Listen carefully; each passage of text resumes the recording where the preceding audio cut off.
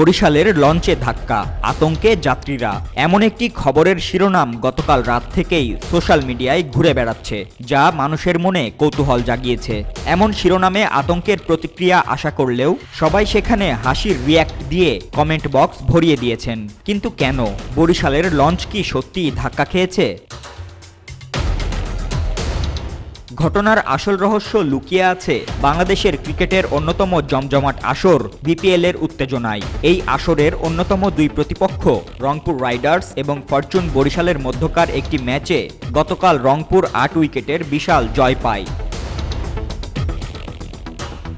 সেই খুশিতে রংপুর রাইডার্স তাদের ভেরিফাইড ফেসবুক পেজে ব্যঙ্গাত্মক একটি পোস্ট দেয়, যেখানে শিরোনাম দেওয়া হয় বরিশালের লঞ্চে ধাক্কা, আতঙ্কে যাত্রীরা। কিন্তু আতঙ্কের বদলে মানুষজন হাসিতে ফেটে পড়েন। আসলে লঞ্চ নয়, ধাক্কাটা লেগেছে বরিশালের ক্রিকেট টিমের। তবে বরিশাল জানিয়েছে আতঙ্কের কিছু নেই, কারণ গন্তব্যে দেখা হবে। জবাব দিতে দেরি করেনি ফরচুন বরিশালও। রংপুরের পোস্টের কমেন্ট বক্সে দেখা গেল তাদের মজার কমেন্ট। একটু ধাক্কা না হয় খেয়েছি, কিন্তু গন্তব্যের কাছে দেখা হবে মনু। এই ইয়ার্কি যেন পুরো গল্পটাকেই আরও জমিয়ে তুলেছে। এখন এই পোস্ট আর কমেন্টের স্ক্রিনশট ঘুরছে সোশ্যাল মিডিয়ার আনাচে কানাচে।